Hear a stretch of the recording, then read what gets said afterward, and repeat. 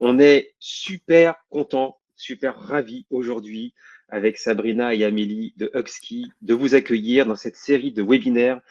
Par rapport à ces 6 leviers, ce qu'il faut comprendre et par rapport à ce qui va être traité tout à l'heure par Amélie et Sabrina sur les aspects du X, il faut comprendre qu'à chaque levier, on va avoir un éclairage en fait qui va montrer à quel point l'entreprise prend en compte ces aspects d'expérience utilisateur.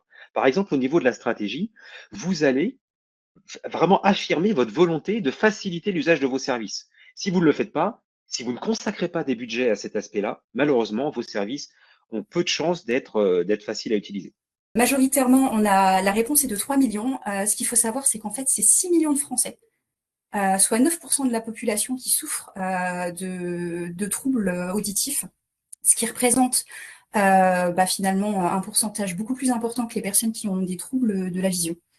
C'est pour ça que je dis que c'est souvent trop mis de côté, alors que finalement, il y a aussi beaucoup de choses à faire au niveau des outils pour les adapter.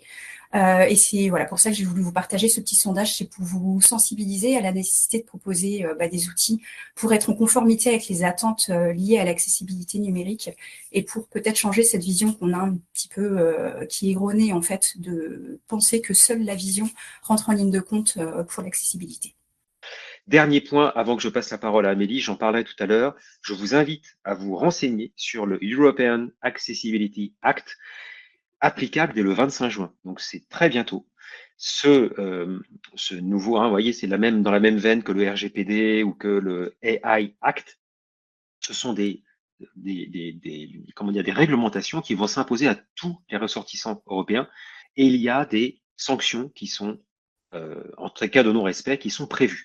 Ces sanctions vont s'appliquer graduellement, mais dès le 25 juin. L'idée qu'on a le plus souvent, c'est que on est là pour faire des belles interfaces, du cosmétique, du joli.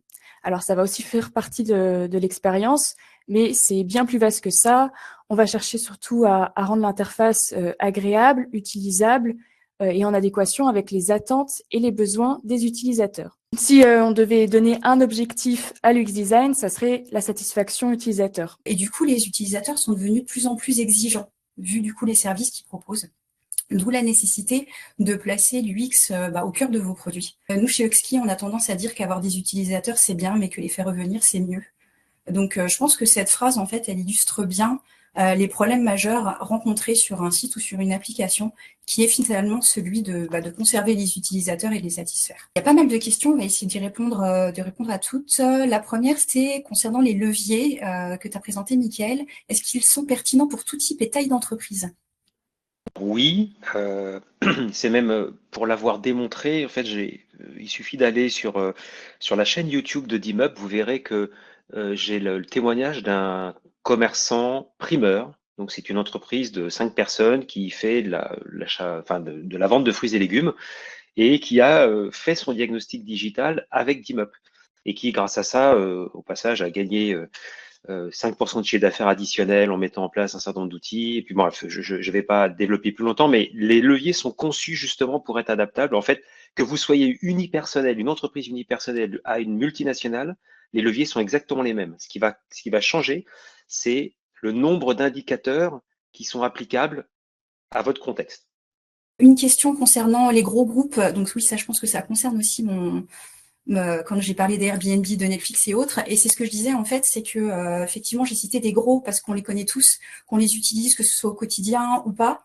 L'idée, c'était surtout de montrer que ils ont vraiment placé l'utilisateur au cœur de leur stratégie, mais que on n'a pas besoin d'être gros pour pouvoir faire ça. C'est que quand j'ai parlé de question de vision, quand j'ai parlé de vision, c'est surtout pour que vous sachiez qu'à partir du moment où vous décidez de l'intégrer, en fait, vous pouvez aussi bien proposer un produit qui soit utilisé au quotidien au même titre que ces géants.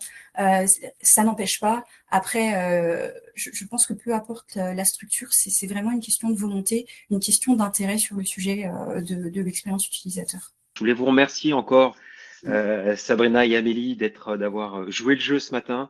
On a été ravis tous les trois hein, de ce webinaire. Merci aux participants d'avoir été euh, interactifs. C'est pas si simple d'arriver à faire un webinaire où les gens réagissent avec nous.